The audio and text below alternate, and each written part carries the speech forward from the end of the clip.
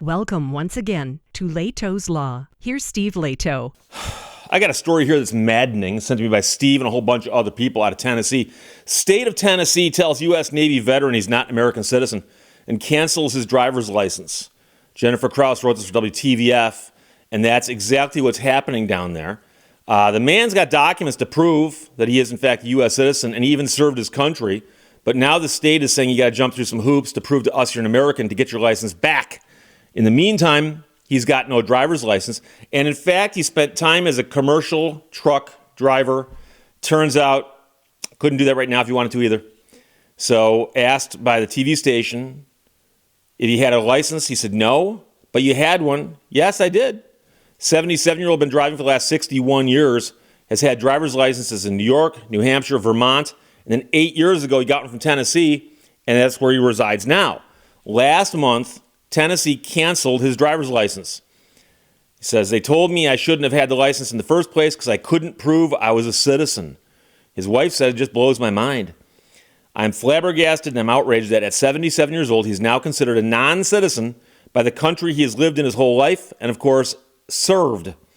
It all started in June when he went in to get a enhanced or real ID. And he brought his birth certificate with him. And, of course, that started the problem because his birth certificate is Canadian. Now, I know you're going to say, Steve, wait, if he's born in Canada, that is a problem, isn't it? Well, go to a government website and look up how you become a U.S. citizen. And the first language I found says you can become a U.S. citizen by birth or through naturalization. Generally, people are born U.S. citizens if they're born in the U.S. or if they are born abroad to U.S. citizens.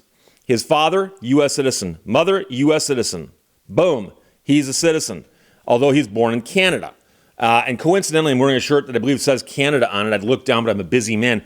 But that's just a random thing. I actually have a rack of shirts back there. It's got about 200 shirts on it.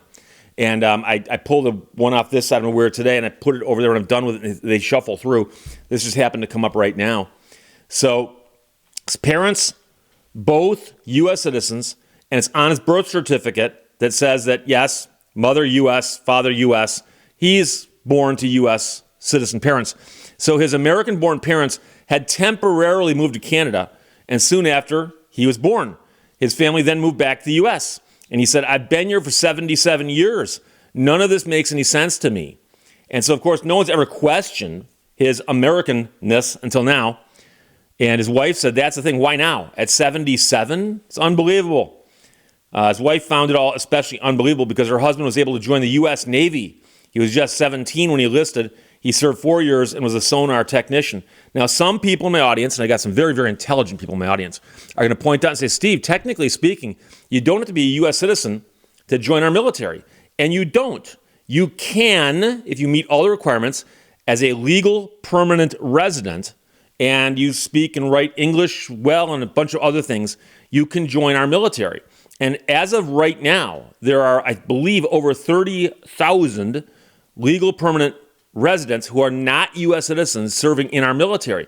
However, you would think that the records of the military would be good because I believe it says in some of his military records, citizenship U.S. But again, this whole thing is just Kafka-esque, as they say. If you look closely at his military discharge form, it asks if the person is a U.S. citizen. There's a box for yes and a box for no. And on the form, the yes box is checked. It says on my paperwork, I am a U.S. citizen. And also, he's voted every single election. He's got a Social Security card. He's even getting benefits. And, of course, don't forget that CDL he had for quite a while. And so he says this is just bizarre. His wife says it's not fair at all. And so, again, it started when he went to get one of those real IDs, and they do require more documents than a standard license to prove who you are. And there's a variety of ways you can prove you are a U.S. citizen, but a Canadian birth certificate is not one of them. So employees at the Driver's Service Center in Athens, Tennessee, where the man lives, refused to give him a real ID, and then they not only didn't do that, they wouldn't renew his license, and they said, oh, by the way, you can't get a license now because we don't believe you're a U.S. citizen. So they said, no, that's no good. We shouldn't have given you the license in the first place. And they canceled my license right then and there. So now he went from having a non-real ID driver's license to just having no license at all. So he can't drive, he can't go on an airplane, and he won't be able to vote in upcoming elections. In the state's eyes, he is not an American, and he said that really breaks him up. It's like your country don't want you. I've tried to do things the right way all my life, and now it's like I'm nothing, he said dejectedly. So the TV station here, doing the Lord's work, went and spoke to the commissioner of the Tennessee Department of Safety and Homeland Security. And they told the commissioner that this man feels like this is a slap in the face, and he feels like a nothing. For which the commissioner said, I can understand that, but everyone has to realize that after 9/11, the real ID is very specific and has a federal requirement of what you have to have. So they were sympathetic, said they'd look into it, but they had not done anything as of right now that actually changed anything. And the man at the center of the story sadly says, I'll probably be dead before that ever goes through. So right now, they said the man actually can sit in his truck. He just can't drive it legally. And he says, I'm missing it. I drove all my life. So it's been a month now. And he was supposed to go visit family in Vermont, but he couldn't drive himself there. He couldn't fly there. So they had to get his son to drive him there. And so they're continuing to work on this. And people in government say that they're looking into it. And the more attention this is given, the more that people might look into it, we hope. But you understand what's happening here. And this is what we call a problem with bureaucracy. And bureaucracy is often a bunch of people who are told what to do by various laws that they read, and they read them very literally. And at the heart of this, I suspect, is a poorly written law. And at the heart of this is a law that says, here are the ways you can prove U.S. citizenship. And they left one out. And anytime you have a situation in the law where you say the following things are bad or the following things are good, you often need to put in a catch-all. A catch-all. And by a catch-all, I mean you put in something that will fill in the gaps that exist above that people didn't think of. Because somebody who was involved in drafting that law could have said, well, there are people who are born abroad to U.S. citizen parents who are U.S. citizens. Do we have something in here for them? And if not, they should have a catch-all that says, you can do it through this, or any other evidence that is trustworthy and convinces a hearing officer or something that they are in fact a U.S. citizen. And then have somebody check it. Because I know what you're going to say.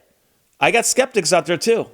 I got skeptics who are going to say, Steve, what if somebody walks in with a birth certificate that purports to be from some country that doesn't exist anymore? Okay?